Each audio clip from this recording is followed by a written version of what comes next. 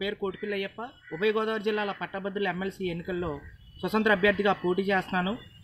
ఎవరైతే పట్టభద్రుల్లో ఓటు హక్కు ఉంటుందో వాళ్ళందరూ కూడా వినియోగించుకోవాలి. వందే మాతర గీతం జనగణమన ఏ విధంగా అయితే మనం పాడుతున్నామో మన ఓటు హక్కును కూడా అంతే బాధ్యతతోటి నిర్వర్తించాలి. ఈ దేశ ప్రజాస్వామ్యాన్ని, రాజ్యాంగ విలువల్ని గౌరవించే ప్రతి ఒక్కళ్ళు కూడా ఓటు అనేది అది ఒక బ్రహ్మాస్త్రం. దాన్ని వినియోగించి మీకు నచ్చిన అభ్యర్థికి ఓటు వేయాలని చెప్పి నేను కోరుతూ ఉన్నా.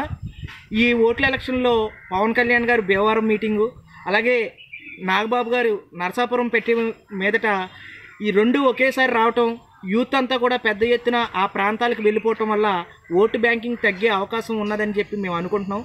దయచేసి నాగబాబు గారు అలాగే పవన్ కళ్యాణ్ గారు యువతకి ఒక పిలుపునివ్వాలి.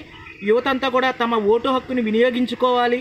ఆ ఓటు హక్కు ద్వారా సరైన నాయకుడిని ఎంచుకోవాలి. ఇది శాసన మండలి అనేది ఉన్నత స్థాయిమైనటువంటి వ్యక్తులు, పట్టాభద్రులు కాబట్టి ఈ ఎన్నికలు చాలా అత్యంత అవసరం. కాబట్టి 6 సంవత్సరాలకు ఒకసారి వస్తుంది. కాబట్టి ఈ ఎన్నికల్లో ప్రతి సంవత్సరం కూడా గణనీయంగా తగ్గిపోతూ ఉంది ఓటు బ్యాంకింగ్.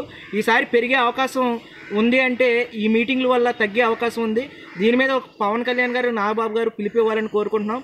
నేను ఏదైతే హామీలు సిపిఎస్ విధానాన్ని రద్దు చేయిస్తానని, అలాగే ప్రైవేటు ఎంప్లాయీస్కి ఒక యూనియన్ ఏర్పాటు చేయించి పనికి తగ్గ వేతనం, నిర్ణీత పని గంటలు, అలాగే నిరుద్యోగ యువకులకి ఏపీఎస్సి ప్రక్షాళన, డిఎస్సి ప్రతి సంవత్సరం వచ్చేలాగా, అలాగే క్యాంపస్ ప్లేస్మెంట్స్, ఇతర పారిశ్రామిక రంగాల్ని అభివృద్ధి చేసేలాగా నేను అన్నిటికీ కృషి చేస్తానని చెప్పి నేను 100 రూపాయల స్టాంప్ మీద కూడా రాసిచ్చి ఎన్నికల అఫిడవిట్కి సమర్పించడం జరిగింది.